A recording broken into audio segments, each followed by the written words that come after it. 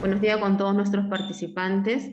Les damos la bienvenida al primer Congreso Internacional de Medicina Interna organizado por el Consejo Regional, el Colegio Médico de Huaraz. Agradecemos la predisposición en primera instancia del doctor Fernando del Valle, que es el decano actual, en poder plantear y organizar este congreso, que estoy segura que va a ser de mucho beneficio para todos nosotros. El Congreso está orientado y está dirigido a médicos internistas, a médicos generales y a otros profesionales de la salud. Como médicos internistas tenemos el reto cada día de enfrentarnos a diferentes patologías, diferentes tipos de pacientes y nunca terminamos de aprender. Siempre hay algo nuevo que aprender y en ese sentido el programa está orientado a poder actualizar, a poder enriquecer nuestros conocimientos con todas las ponencias de los colegas que están participando en esta ocasión. Y también los médicos generales, está enfocado también en los médicos generales, pues muchas veces, y si no es casi todas las veces, son los que primero dan la atención a los pacientes, en sus primeras dolencias y en toda la evolución de su enfermedad, hasta que deciden, pues, referirlo tal vez a algún médico internista o a un médico especialista. Igualmente, el programa está orientado en poder brindar el primer enfoque, digamos, el enfoque en muchas patologías o síndromes y también plantear el tratamiento. Entonces, esperamos poder sacar el máximo provecho a todas nuestras ponencias. Nos colaboran en esta ocasión colegas, tanto internistas y especialistas del área clínica, tanto de la ciudad de Huaraz, de la ciudad de Lima, en su mayor cantidad de ponentes, y también de la región de Piura. Agradezco a todos los ponentes que siempre estuvieron llanos a poder colaborar cuando se les solicitó la participación en el congreso que estamos en mención. Siempre estuvieron llanos a colaborar y nuevamente la predisposición también de ellos para poder compartir sus conocimientos con todos nosotros. Entonces, bueno, vamos a empezar todo el ciclo de las ponencias esta mañana y tengo el gusto de dar el pase a mi colega, que es el doctor Jorge Juárez Yogya, que es mi ex corresidente del Hospital Carrión, bueno, hace ya muchos años, y que en esta ocasión también está participando y va a dar inicio a toda esta mañana de ponencias, estoy seguro que va a ser muy provechoso para todos nosotros. Muchas gracias. Buenos días con todos. Ante todo, bueno, agradezco al comité organizador por la invitación del Colegio Médico de Huaraz. En esta ocasión, bueno, vamos a los próximos minutos hablar un poco sobre el manejo de la fibrilación auricular con ciertas consideraciones en el adulto mayor, que es lo que nos han pedido. Igual no tengo ningún conflicto de interés para esta presentación. Esta es la agenda que vamos a desarrollar en los próximos minutos. Vamos a hablar una introducción, vamos a ver sobre el diagnóstico de la fibrilación auricular y la manera de estratificarlo según las últimas sugerencias de las guías más actuales y el manejo integral que nos proponen estas mismas, además de algunas consideraciones futuras y nuestras conclusiones. Bueno, para empezar, pues muchos de nosotros ya conocemos que las enfermedades cardiovasculares son la primera causa de mortalidad a nivel mundial, ¿no? Y de estas, pues principalmente la enfermedad coronaria, la enfermedad cardíaca isquémica y el stroke marcan una diferencia importante, ¿no? Y también son causa de pérdida de años de vida por discapacidad en estos pacientes que son afectados. Es así que la fibrilación auricular, pues, como una de las arritmias más frecuentes, es importante su conocimiento porque es una de las principales causas de estos stroke. En esta figura vemos la distribución a nivel mundial de la prevalencia de casos de fibrilación auricular, que cada vez va más en aumento y que está en relación mucho con el envejecimiento de la población y la edad. En esta figura vemos En esta figura vemos del 2017 la prevalencia y vemos hacia qué regiones son más prevalentes, como vemos en Estados Unidos, en Europa Occidental, son más prevalentes. Por ahí estamos en un cuarto puesto a nivel de América Latina y Caribe. A nivel mundial tenemos 43.6 millones de individuos que tuvieron fibrilación o flutter en el 2016. Esta cifra va en aumento, como les digo, y se calcula que para el 2050 vaya a aumentar hasta 2 veces su cifra. La prevalencia mundial en general es entre el 2 a 4%, pero va a variar de acuerdo al grupo etario, ¿no? A la edad. Este aumento que se prevé para el futuro es debido a que está aumentando la longevidad en la población y también estamos mejorando la tasa de detección de la fibrilación auricular de manera más precoz. Se habla en esta guía del 2020 de la Sociedad Europea, nos hablan de que a lo largo de la vida, 1 de cada 3 personas va a tener o va a sufrir fibrilación auricular, ¿no? De ahí que vemos la importancia de esta arritmia, de poder tener los conocimientos adecuados para poder detectarla y tratarla adecuadamente y a tiempo. Esto se va a ver o es más frecuente en personas de origen europeo, o sea, el tema de la raza de la etnia también juega un rol importante, vamos a ver un poquito más adelante. Y también pues se ha visto que la fibrilación auricular es más frecuente en varones que en mujeres.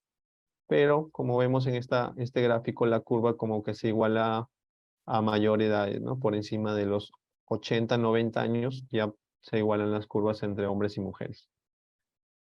De acuerdo a la edad, este es un gráfico muy ilustrativo que como nos damos cuenta, vemos que la edad juega un rol muy importante. Ven la curva ascendente de casos de prevalencia de fibrilación auricular y tiene que ver mucho con la edad. Si nos centramos aquí en la edad de 64 años, que es ya a partir de cuando empieza el adulto mayor, comienza a haber una marcada ascenso de la prevalencia, ¿no? Aproximadamente 1.5% y pasando ya a los 80 años, llega casi el 6% a más. La distribución, como habíamos hablado, es más prevalente en el sexo masculino, en varones, que en mujeres, pero la mortalidad es mayor en mujeres que en varones. Eso hay que considerarlo. Acá hay una distribución de acuerdo a los países, al nivel de ingresos económicos de cada país, en los cuales, como vemos, esa prevalencia está se ve más en el caso de países con altos ingresos. Tenemos ya algunos datos de nuestro país, en Perú. El año pasado se pudo concluir el registro REPERFA, que es el registro peruano de fibrilación auricular, en el cual se obtuvo los datos de 506 pacientes. Se realizó entre de febrero de 2020 a marzo de 2021. Pudimos participar con algunos casos a nivel de Piura. Y esta, bueno, es la distribución de la fibrilación auricular acá en Perú, ¿no? Como vemos, ¿no? Otra vez, a partir de 60 a 69, el adulto mayor ya empieza a aumentar la prevalencia de una manera marcada con los grupos de edad anteriores, ¿no? Como acá, por ejemplo, vemos entre 50 y 59, un 8% se obtuvo de casos, mientras que ya a partir de los 60 subió hasta el 18% de los casos. Esto para tener en cuenta la importancia de este grupo de edad, de este grupo de pacientes. A nivel de Perú, igual la distribución es mayor en el sexo masculino, en varones, que en mujeres, con cierta igualdad ya casi pasado los 80 años. Ya habíamos comentado que la fibrilación auricular va en aumento y esto es por un tema de aumento de longevidad y mayor detección precoz de esta arritmia. También otro punto importante es la carga de factores de riesgo, y es que mientras una persona, un paciente tiene más factores de riesgo, suma más factores de riesgo, va a haber mayor probabilidad de que desarrolle esta arritmia, ¿no? Como vemos en este gráfico, en la curva superior es donde tiene más elevado, más factores de riesgo que la curva, en la línea celeste azul, en la cual tiene el mínimo factores de riesgo. Y aquí podemos ver una imagen que integra estos factores, los factores no modificables, como son la edad, el envejecimiento, factores genéticos, es ser del sexo masculino, y la etnia, como decíamos. Se ha demostrado que en personas de raza blanca no hispanohablantes tienen más riesgo de generar fibrilación auricular, ¿no? El envejecimiento está en relación a la edad, y en este grupo tenemos al paciente adulto mayor. Alrededor tenemos todos los factores de riesgo asociados, que son factores modificables, como la dislipidemia, el consumo de alcohol, el tabaquismo, la obesidad, la acné obstructiva, el EPOC, enfermedades cardíacas, la insuficiencia cardíaca, la hipertensión, tanto la prehipertensión como la prediabetes, también juegan un rol importante en esto. En unos últimos estudios sobre epidemiología, Cal Cornet nos habla sobre la epidemiología en el siglo XXI. Vemos cómo, por ejemplo, en Estados Unidos, como vimos en el primer gráfico, la distribución de fibrilación auricular es más alta que en otras regiones, ¿no? Llegando hasta un 9% en pacientes mayores de 65 años, ¿no? Adultos mayores. Y es importante marcar que, como vemos acá, la prevención primordial es lo ideal, empezar desde antes de los 30 años, después ya comenzar a controlar factores de riesgo en nuestros pacientes, y bueno, para ya los 60 años, que es donde más también ya hay factores asociados o comorbilidades, hablamos de una prevención ya un poco secundaria, ¿no? Rápidamente, en el diagnóstico de la fibrilación auricular, en este caso vamos a hablar de la no valvular, ¿no? Que la fibrilación auricular es un tema realmente muy amplio, complejo, que realmente podríamos hacer todo un simposio sobre fibrilación auricular. En este caso nos vamos a basar en la fibrilación auricular no valvular. ¿A qué se refiere ese término? Bueno, fibrilación auricular, muchos ya sabemos, el diagnóstico se hace mediante un electrocardiograma, en el cual vamos a obtener ausencia de onda P, no hay onda P en el electrocardiograma, se denominan o se puede ver las ondas F de fibrilación, que son unas irregularidades en la línea de base, y un RR completamente irregular, ¿sí? ¿Y a qué se refiere el término no valvular? Que muchos lo critican un poco, pero al final, por ahora, siempre o seguimos usándolo de una manera poco práctica. Se refiere a que el paciente no tenga estenosis mitral moderada o severa, ni válvula mecánica protésica, ¿no? No tenga estenosis mitral ni presencia de válvula protésica. Aunque estos pacientes se excluyen, todos los demás que tienen fibrilación, que no tengan estas enfermedades o que tengan válvulas protésicas, se denominan fibrilación auricular no valvular.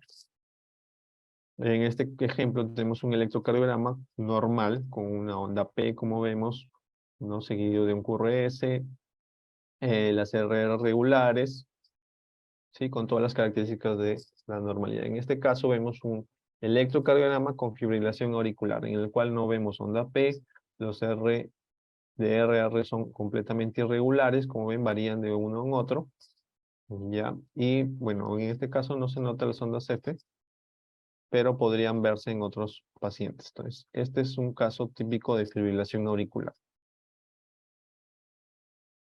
La fibrilación auricular dentro de la presentación clínica puede ir desde una fibrilación asintomática o silente, se le llama, hasta una sintomática, ¿no? Con palpitaciones, disnea, fatiga, dolor de pecho cuando tiene las palpitaciones principalmente, poca tolerancia al ejercicio, disnea de esfuerzo, incluso hasta tener síncope o desmayo, ¿no? Y los casos ya más críticos pueden llevar a una inestabilidad hemodinámica, ¿no? Pero principalmente los resultados que llevan o que genera esta arritmia, la fibrilación auricular, son estos de acá. Aumenta mortalidad, aumenta ictus, stroke, genera falla cardíaca, puede generar disfunción del ventrículo izquierdo, la taquimiocardiopatía, ya bien descrita, puede generar demencia vascular, deterioro cognitivo, depresión, peor calidad de vida de estos pacientes y hospitalizaciones recurrentes, ¿no? La mortalidad, como vemos, lo aumenta hasta 3 veces el riesgo de mortalidad con los que tienen fibrilación auricular. El stroke puede aumentar hasta 5 veces la presencia de stroke en pacientes con fibrilación auricular que tengan ciertos factores de riesgo. Visto de otra manera, los pacientes con stroke tienen eh, entre 20 a 30% de los casos de stroke se deben a un problema relacionado a fibrilación auricular, o sea, un stroke cardioembólico. Genera insuficiencia cardíaca también en un 20 a 30% de los casos. Genera, pues, se ha demostrado también un deterioro cognitivo, demencia vascular relacionada también a estas lesiones microvasculares a veces que no se detectan a tiempo. Dentro, además del electrocardiograma, otros métodos diagnósticos que podemos usar o que tenemos a veces al alcance, tenemos los tensiómetros ya digitales estandarizados que se pueden usar y que nos pueden avisar de cierta irregularidad en el ritmo, ¿no? Lo condiciona acá en esta parte. Los monitores en pacientes hospitalizados también, de preferencia usar los que tienen o graban eventos. Y también, bueno, ya disponemos de otros métodos como el Holter de 24 horas o hasta de 72 horas o más. Y otros más sofisticados como lo es el Holter implantable, ¿no? Que puede grabar hasta años de ritmo cardíaco en el paciente, ¿no? Lamentablemente, por ahora no lo tenemos disponible acá en nuestro país, pero creo que es una gran opción para muchos otros pacientes que presentan los síntomas muy alejados, ¿no? Porque a veces esta arritmia es realmente viene por temporadas, cada cierto tiempo, cada meses, incluso cada año, y es muy difícil detectarlo con métodos que nos detectan solo horas o 24 hasta 72 horas de monitoreo. Para eso está este Holter implantable subcutáneo. Respecto al screening en fibrilación auricular, las guías ya nos hablan, ya nos tienen indicación de poder hacer un screening, un cribado en los pacientes para detectar fibrilación auricular por la importancia que hemos visto que lleva esta arritmia en nuestros pacientes. Aumenta mortalidad, porque puede generar insuficiencia cardíaca, porque puede generar el stroke, el ictus. Entonces es muy importante detectar esta fibrilación a tiempo y evitar así esas complicaciones. Entonces, ¿en quiénes están indicados? Pues de manera no sistemática se habla, o oportuna se le dice, en pacientes de adultos mayores, de 65 años a más. Una clase de recomendación 1. ¿Y qué es lo que se debe usar? Fácil, debemos usar la toma del pulso, enseñar a veces incluso a los pacientes o familiares cómo tomar el pulso, eh, indicando cuál es lo normal y pues si ven alguna normalidad en ello, a acudir para comprobar si es realmente la arritmia de la fibrilación auricular. Tiras de ritmo también pueden ayudar, unos pequeños monitoreos en esos momentos o por momentos en estos pacientes. Y de manera ya sistemática, con una clase de recomendación 2A, en todos los pacientes mayores de 75 años.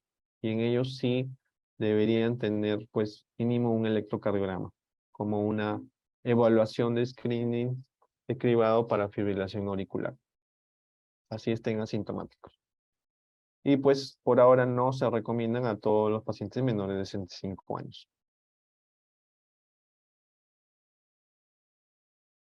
Hay que tener en cuenta que para establecer el diagnóstico médico clínico de fibrilación auricular debemos tener un electrocardiograma de 12 derivaciones en el cual se demuestre fibrilación auricular, o si es una derivación o una tira de ritmo que sea mayor o igual de 30 segundos. Eso es lo que nos confirma la presencia de fibrilación auricular significativa o clínica.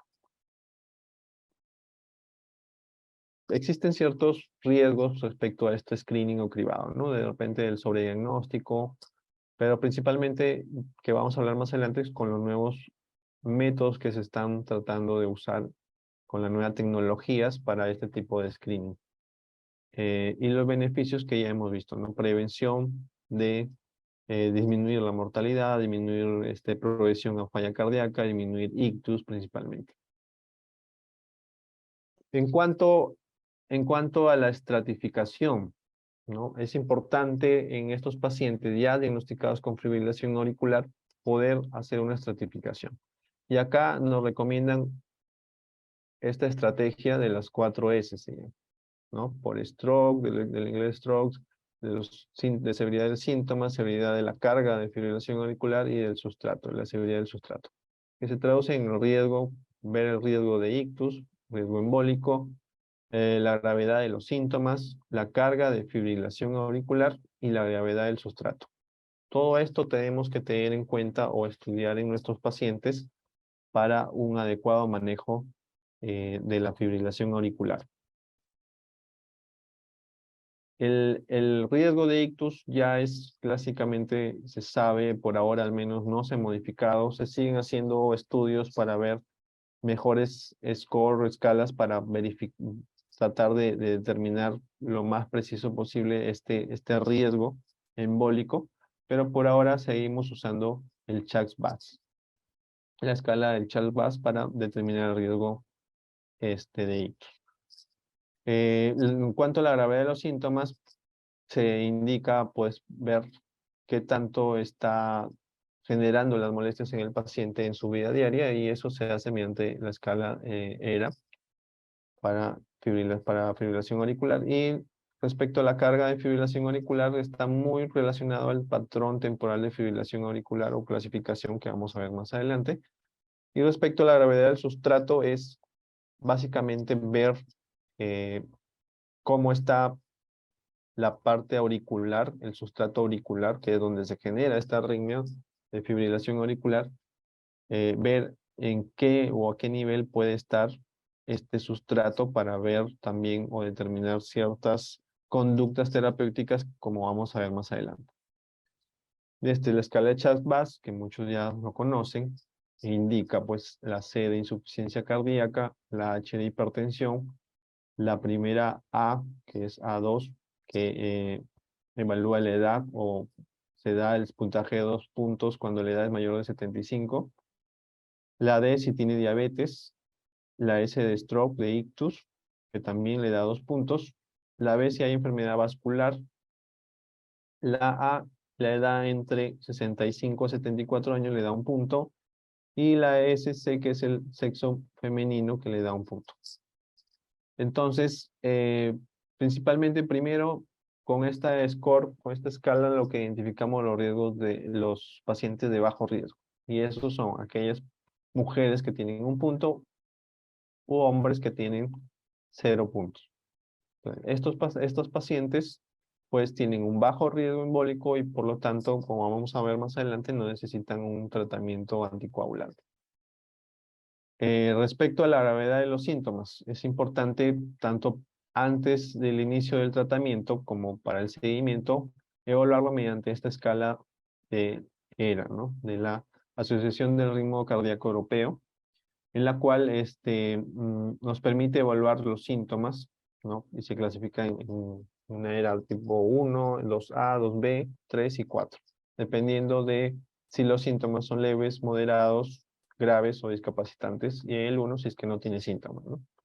Y esto nos va a permitir hacer un seguimiento, como le digo, ver la respuesta al tratamiento en estos pacientes. La carga de la fibrilación auricular está en relación a el patrón de fibrilación auricular.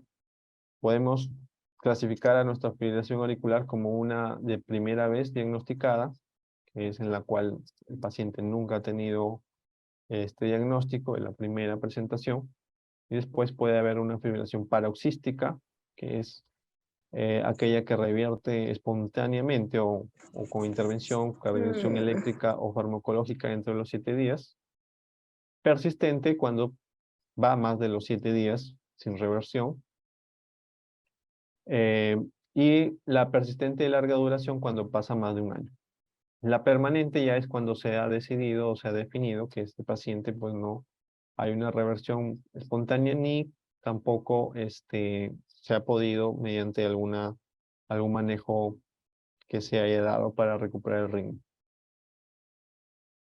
En este caso, por ejemplo, vemos una tira de ritmo, puede ser un estudio de Holter también en el cual vemos onda P, que marca el ritmo sinusal, y acá marca el inicio de la fibrilación auricular. Como vemos, en este caso dura aproximadamente 4 o 5 segundos, por lo tanto es una fibrilación paroxística que revierte espontáneamente. De acuerdo entonces a la gravedad del sustrato, es importante ahí ya usar técnicas de imágenes, en las cuales nos van a permitir determinar la anatomía, la estructura y la función y la detección de trombos en aurícula o orejuela izquierda. Entonces, eso es lo que nos va a ayudar o nos va a complementar para verificar la gravedad del sustrato. Hay diferentes técnicas, la más usada y la más práctica es la ecocardiografía transtorácica. También tenemos la transesofágica, pero principalmente se deja sobre todo para detección de trombos o para evaluar valvulopatías con más exactitud. Técnicas como la tomografía también podemos usarla, que nos ve un poco la anatomía y también detecta trombos, casi estructura y función no mucho. Y la resonancia que sí nos puede dar más datos, sobre todo a nivel de estructura, sobre todo nos puede dar o marcar si es que hay o no fibrosis a nivel auricular. Y el mapeo electrofisiológico se deja para algunos casos en los cuales principalmente podemos indicar o estar indicado la ablación. Técnicas ya más avanzadas como el strain rate que ya se está usando en aurícula izquierda se pueden complementar a estos estudios. Y esto va a ser muy importante porque ya hemos hablado de los factores de riesgo, ¿no? Entre modificables y no modificables. Dentro de los no modificables ya hablamos de que la edad es un factor importante en estos pacientes, sobre todo ya en adultos mayores, en los cuales ya posiblemente haya un sustrato mayor de fibrosis. Y si esto se le añade factores de riesgo o enfermedades cardiovasculares, pues van a aumentar más esa fibrosis, ese remodelado, esa inflamación y con las consecuencias de los eventos cardiovasculares que hemos comentado. Bueno, las diferentes técnicas nos dan, por ejemplo, la ecocardiografía, básicamente con ver el tamaño, el volumen de la aurícula izquierda nos permite ver realmente qué tan remodelado está esa aurícula. Un tamaño mayor de 34 milímetros por metro cuadrado nos indica pues que ya hay una dilatación. El strain rate auricular, que es una de las últimas técnicas de imágenes que nos permiten ver un poco más a fondo la función de la aurícula izquierda. La imagen es como la ecocardiografía transesofágica que nos permite ver trombos, como en este caso en la orejuela izquierda. Y también las imágenes como tomografía de resonancia que también nos permite ver trombos y otras funciones. Entonces tenemos a un paciente, si tenemos a un paciente ya diagnosticado con fibrilación auricular, tenemos que hacer una historia adecuada, generar esta estrategia de ver el riesgo de ictus, la carga de fibrilación auricular, la sintomatología mediante el score o la escala ERA y el sustrato con los exámenes que hemos comentado, ¿no? Básicamente al inicio una ecocardiografía transesofágica, su electrocardiograma y exámenes complementarios de sangre. En pacientes ya más seleccionados, de acuerdo a lo que vamos a plantear como tratamiento, podríamos necesitar un monitoreo más amplio del electrocardiograma, por ejemplo, con un Holter. Si, por ejemplo, los síntomas continúan, podríamos pedir un Holter o ya con el tratamiento instaurado para verificar si estos síntomas siguen siendo relacionados a la fibrilación auricular. La ecografía, las técnicas de imágenes, dependiendo de la sospecha, como una angiotomografía, si hay sospecha de enfermedad coronaria, ya tomografías o lesiones cerebrales, si pensamos ya que hay lamentablemente ya un riesgo o ya ha tenido un evento el paciente, y algunas otras exámenes o biomarcadores como las troponinas, ProBNP, que evalúan ya la función para diagnóstico de insuficiencia cardíaca. Dentro del manejo integral de estos pacientes, ya lo hemos estratificado, hemos visto que es una fibrilación auricular, hemos visto su riesgo de stroke, hemos visto la sintomatología, hemos visto la carga de la fibrilación auricular, si es paroxística, si ya es persistente, persistente de larga duración o si ya es permanente, y ya hemos evaluado el sustrato. Con todo eso podemos tener ya la estratificación de esta fibrilación en este paciente. Ahora, el manejo va enfocado en estos tres aspectos. Se recomienda hacer una estrategia ABC. ¿Qué significa? Un mejor cuidado de la fibrilación auricular. A es habla sobre la prevención de stroke. La B de mejorar los síntomas, el manejo de los síntomas. Y la C de manejo de las comorbilidades o factores cardiovasculares.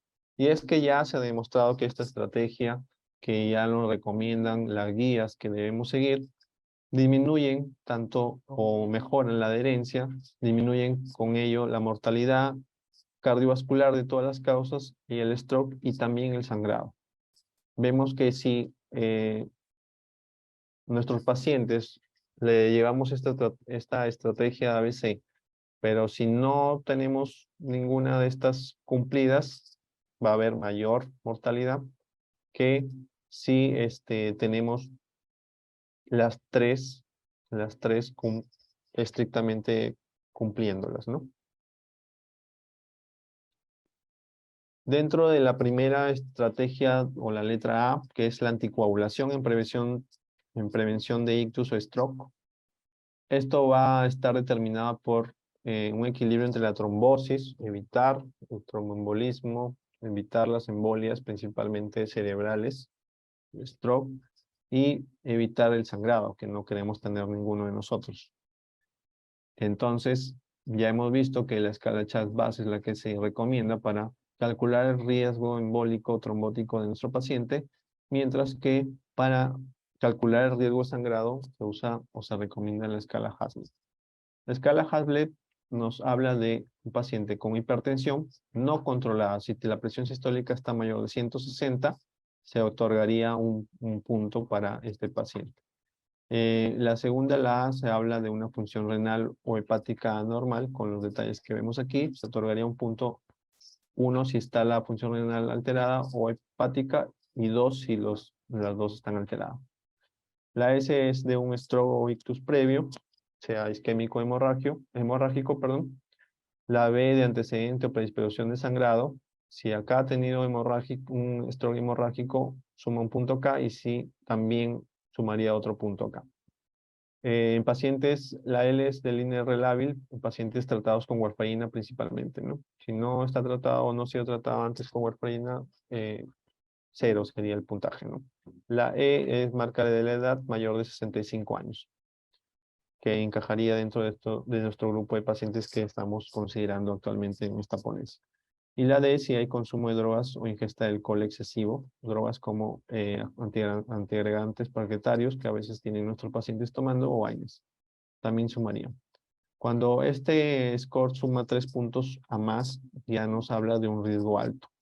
Ahora, igual, esto no es que nos va a decir que no podamos anticoagular al paciente, pero sí que nos prende la alarma de que tendremos que hacer un seguimiento más estricto en estos pacientes.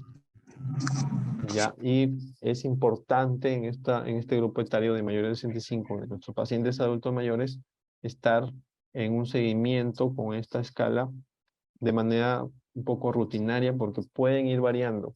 Puede tener un paciente al inicio una hipertensión o no ser hipertenso, pero después aparecer la hipertensión, ya va a ir sumando, o al revés, ser hipertenso no controlado, pero después ya hacer un buen manejo de la hipertensión, la cual ya bajaría el puntaje Hadley y el riesgo hemorrágico en estos pacientes. Muy importante esto para también hablarle al mismo paciente y a los familiares respecto al uso de estas drogas, los anticoagulantes, con los riesgos que llevan, ¿no? Este gráfico nos muestra las características o lo que se encontró en el estudio REPERFA, en nuestro estudio de fibrilación auricular acá en el Perú, en el cual, como vemos, pues, dentro de la escala Hasble, la mayor proporción de pacientes o el mayor puntaje de frecuencia lo daba la edad, ¿no? O sea, como vemos, pues, va en relación al tema de que la fibrilación es más frecuente, pues, en estos pacientes adultos mayores y de más edad, y por eso, pues, tanto va a sumar en el Hasble como en el CHA2-VAS la edad de mayor de 65 años. La hipertensión es otro de los factores de riesgo más importantes que marca o que aumenta el puntaje Hasble. Entonces, ¿qué es lo que nos recomienda la guía en cuanto a la anticoagulación? Ya sabemos que en este caso es lo que usamos o todo lo que estamos conversando es sobre la fibrilación auricular no valvular. Así que si ya hay un paciente que tiene una válvula cardíaca mecánica o estenosis mitral moderada grave, el manejo es sí o sí con los antagonistas de la vitamina K, como en este caso, acá usamos la warfarina. Ya, entonces eso ya está muy estudiado, ya está indicado. Si el paciente pues no tiene esto, ya lo consideraríamos una fibrilación auricular no valvular, evaluamos su riesgo de stroke, de ictus que hemos visto con el CHA2-VAS. Si es 0 punto en varones o 1 en mujeres, no necesita agregar ningún tratamiento anticoagulante, pero si no, tendríamos que ver cuánto sería el puntaje. Si el puntaje es mayor o igual a 1 o 2 en mujeres, si es entre varones si sale 1 punto y en mujeres 2 puntos, la consideración de usar un anticoagulante es una recomendación, una clase de recomendación 2A. O sea, es más beneficioso usarlo que no. Mientras que si ya en varones con 2 puntos de esta escala, o 3 en mujeres, sí o sí tenemos que usar un anticoagulante. Y de preferencia la recomendación es usar los anticoagulantes orales directos, ¿no? Sobre los antagonistas de la vitamina K. Hay otras guías, por ejemplo, esta es la guía asiática de la fibrilación auricular, en el cual directamente ya, si el paciente es un paciente adulto mayor de 65 años a más, necesariamente ya tiene que recibir anticoagulación. O sea, básicamente, ya tener fibrilación auricular y ser un adulto mayor estaría indicado. Incluso en la anterior veíamos que es clase de recomendación 2A, o sea, a favor de la anticoagulación, a que no usarla. También es importante a veces destacar, bueno, que acá lo detallo un poco en relación a la base de los estudios que se llevaron en cuanto a la realización de esta escala, de este score de CHA2-VAS, en cuantos refieren a que pacientes menores de 65 años de toda la edad o cualquier edad con falla cardíaca, pero si tiene mayor de 35 años, sí debería recibir un anticoagulante, ¿no? En diabetes es mayor de 50, en hipertensión también mayor de 50 y enfermedad vascular mayor de 55 para la anticoagulación. Son algunos detalles que marcan lo que nos indican es aquí un poco las diferencias en cuanto a las razas, a las etnias, en el manejo de la fibrilación auricular. Acá, por ejemplo, la guía canadiense nos manejan una escala CHA65, en la cual también consideran que ya tener 65 años a más y fibrilación auricular, sí o sí debería ya recibir una anticoagulación plena. Y en cuanto a los anticoagulantes que tenemos actualmente, tenemos pues Dabigatran, uno de los primeros que salió, Rivaroxaban, Apixaban. Bueno, el Doxaban no lo tenemos mucho acá en la práctica en Perú, más usamos estos 3 primeros, ¿no? Y ahí están las dosis o indicaciones. Básicamente, por ejemplo, el Dabigatran tiene algunas dos diferentes dosis, una estándar y una dosis baja, de 150 cada dosis la estándar y 110 cada dosis. La 110 se va a usar en pacientes que tienen mayor de 80 años o si usan verapamilo asociado o el riesgo hemorrágico está aumentado. Si tiene alguno de estos tres, se debería usar 110 miligramos cada dosis. Mientras que Rivaroxaban, para bajar la dosis, se tiene en cuenta el tema de aclaramiento de la creatinina o depuración de creatinina. En cuanto al Apixaban, tiene una dosis de 5 miligramos cada 12, 2.5 cada 12, y esta dosis baja se usa si tiene alguna de estas tres, si cumple dos de estos tres criterios. Dos de estos tres criterios, ser mayor de 80 años, peso menor de 60, una creatinina más de 1.5, si tiene dos de esos tres, se debería usar 2.5 cada 12.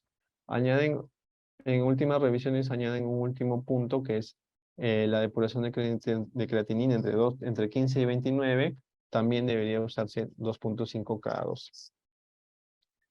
Entonces, y bueno, acá está de acuerdo al tema de la depuración de creatinina, muy importante para tener en cuenta para el uso de las diferentes dosis de estos anticoagulantes eh, que deberían usarse sobre la warfarina.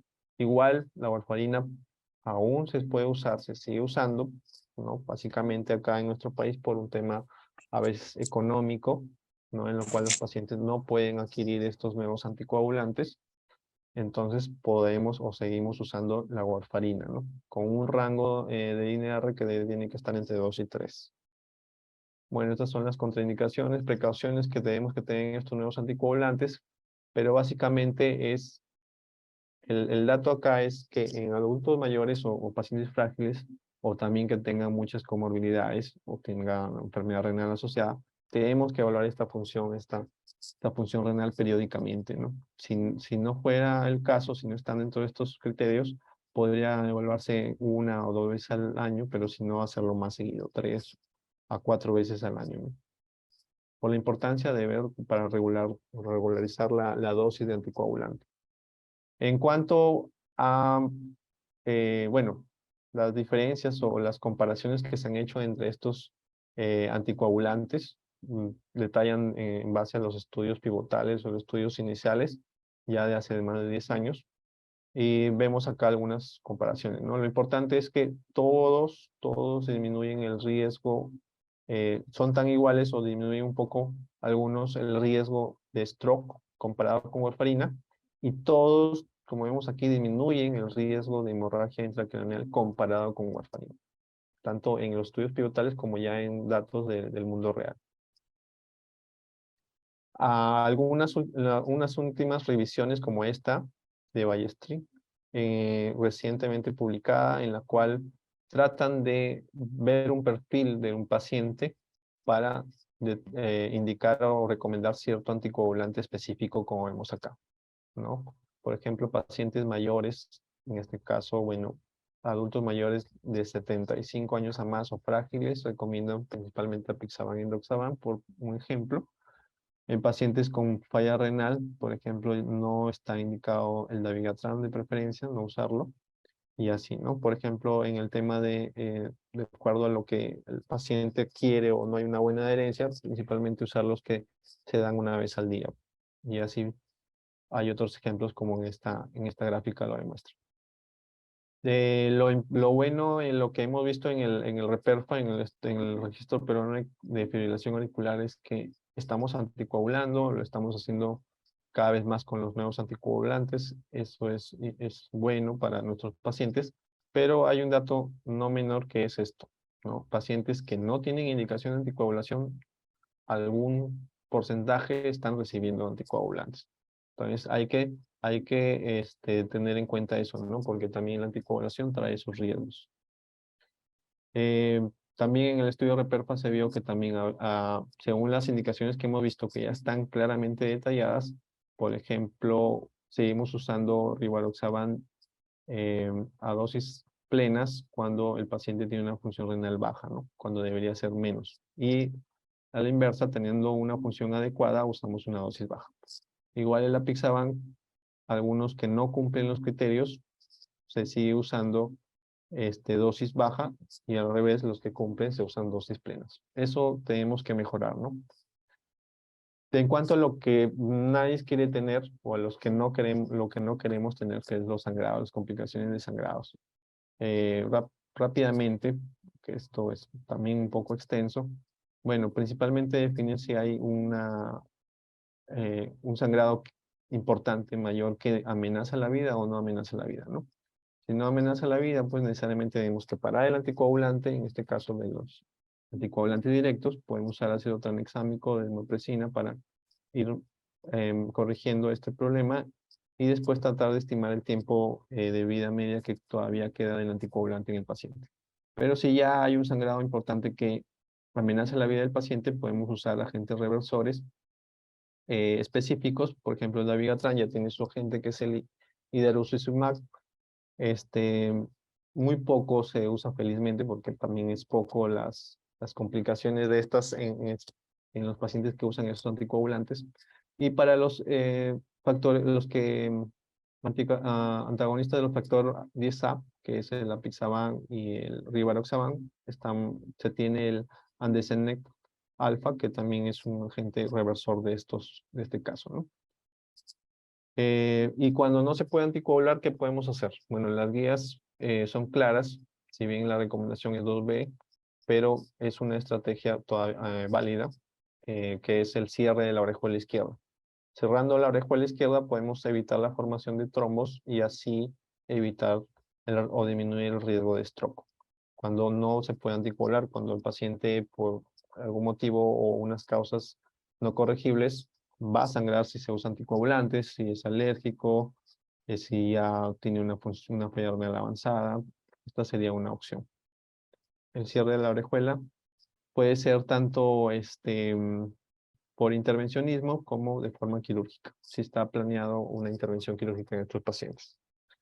Bueno, para avanzar un poco más, bueno, el siguiente punto es el B, de buen control de los síntomas. Para esto tenemos que considerar dos cosas. Vamos a mantener o mejorar la frecuencia cardíaca solamente, o si también vamos a revertir. Una frecuencia cardíaca menos de 110 en nuestros pacientes es considerado adecuado. Definitivamente que mientras mayor edad debemos tener un poquito más consideración del objetivo de la frecuencia, de reducir menor la frecuencia, a menos de 80. Podemos usar Holter para monitorear esta respuesta a nuestra intervención. Hay diferentes escenarios que pueden llevar a ver cuáles o qué medicamentos usar. De hecho, que en la primera línea están los betabloqueadores y los calcioantagonistas no hidropidínicos para el control de la frecuencia y también mantener al paciente en caso de fibrilación auricular paroxística. Si la fracción de eyección está reducida, sí, pues la primera línea solo son los betabloqueadores. Y si en caso pues hay asma o EPOC grave, que es contraindicación de uso de beta bloqueadores, podemos usar o debemos usar los calcioantagonistas no hidropidínicos. Después, dependiendo si es que la frecuencia no se controla bien o los síntomas continúan, podemos ir agregando algunas otras de segunda línea, como la digoxina, o combinación con los calcioantagonistas beta bloqueadores. En caso si no se pueda controlar o sigan los síntomas, la opción última es generar una ablación del nodo AB y colocación de un marcapaso. Esto último, del control del ritmo, va a depender mucho del sustrato de la arritmia, ¿no? De la fibrilación auricular. De los síntomas también, porque si también tenemos un paciente que tiene antiarrítmicos, tiene varios medicamentos y no controla los síntomas, también es una indicación.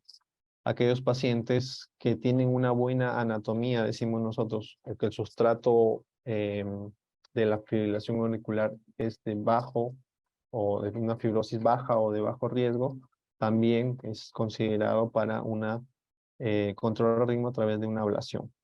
Pero definitivamente lo primero que hay que hacer es antiarrítmico, ¿no? Bueno, esto lo vamos a pasar un poquito porque por el tiempo, ¿no? Sobre la cardioversión eléctrica y farmacológica. Esto es lo que les comentaba, ¿no? Si es una fibrilación paroxística y está bien tratado con antiarrítmicos y está bien controlado, podemos continuar todavía con el tratamiento, seguirlo. hacer un seguimiento, pero sí, el paciente también hay una indicación de consideración del paciente. Si el paciente acepta o quiere, se puede considerar ahí la ablación para control del ritmo. En pacientes que siguen persistiendo con los síntomas es donde más claramente está indicada la ablación, ¿no?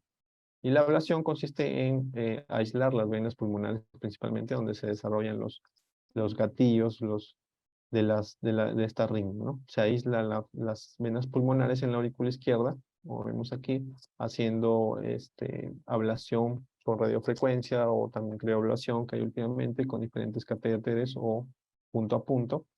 Es un estudio ya del electrofisiólogo, ¿no? Y por último, el control adecuado de los factores de riesgo, ¿no?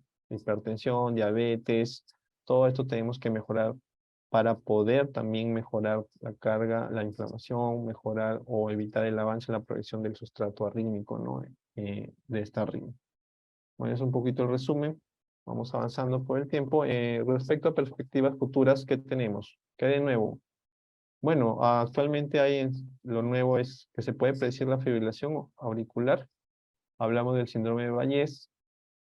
Acá tenemos al doctor maestro Anthony Bayes de Luna junto a uno de sus discípulos, el profesor Baranchuk, quienes definieron o ingresaron este término, que es el bloqueo intraauricular avanzado, que clásicamente esto es lo que se ve, ¿no? Una onda P bifásica con una duración de 120 milisegundos a más en derivadas inferiores 2, 3 y AB. Si ustedes ven esto, es un bloqueo interatrial avanzado, y si esto está asociado a arritmias en el paciente, se denomina síndrome de Bayes. Como vemos, el bloqueo interatrial avanzado también está en relación directa lineal con la edad, ¿no? Al igual que la fibrilación auricular. De ahí es que posiblemente este podría ser un predictor a un desarrollo de fibrilación auricular.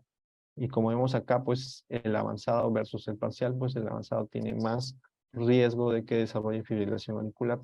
En estudios también se ha demostrado que tanto este bloqueo ventilatorial avanzado, síndrome de Bayes, asociado a fibrilación auricular, tiene mayor carga de aparición de demencia. Por lo tanto, también hay estudios en curso para demostrar o no el tema de que también tenga un riesgo tromboembólico. Lo último que se ha añadido es el término de insuficiencia auricular. O sea, ah, es una patología que ya se está definiendo muy independientemente, en las cuales esta publicación, por ejemplo, en el JAC, en el cual participaron el profesor Branchuk, Bramwell, doctor Vallés, en el cual acuñan este término, y creo que va a ser lo que va a predisponer al desarrollo de eventos tromboembólicos asociados tanto o independientemente o no a fibrilación auricular. Lo adicional o lo nuevo también es relacionado al screening de fibrilación auricular con la nueva tecnología, con estos relojes smarts actuales, en los cuales pueden generar tiras de ritmo de electrocardiograma y pueden mejorar la detección de fibrilación auricular.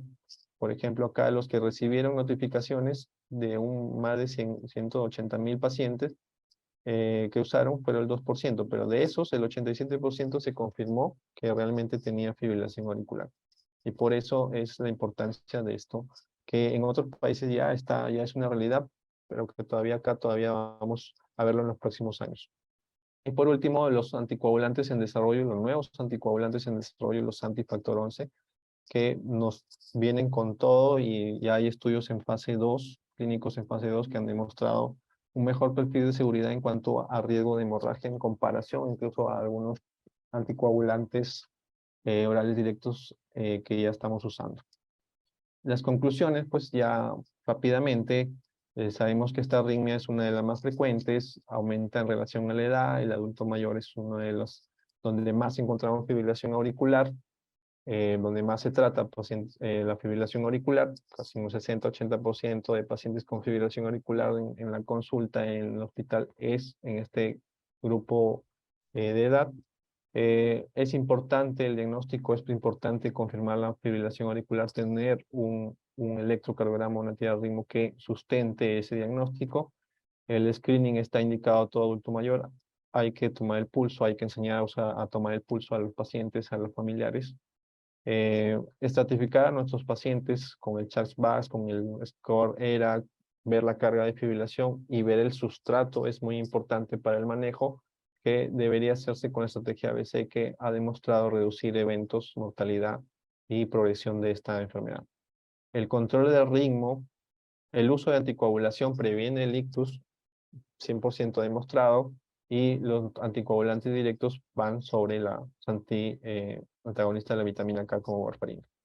¿Ya? Y la elección de este anticoagulante va a depender del perfil del paciente como hemos mostrado. El control periódico de la función renal es muy importante en estos pacientes, sobre todo en los adultos mayores y frágiles.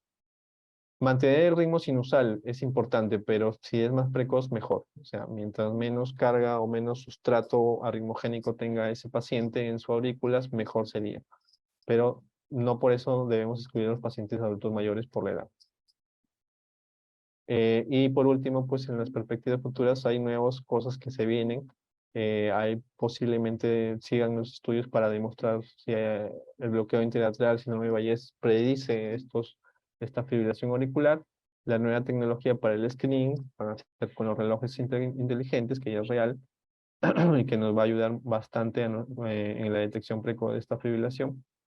Y se vienen los nuevos anticoagulantes con un mejor perfil de seguridad en cuanto a hemorragia, e incluso podría extenderse la indicación a la fibrilación valvular, que es lo que estamos pensando. Eso es todo. Bueno, muchas gracias. Acá en el Congreso CIAT junto con el profesor Baranchu.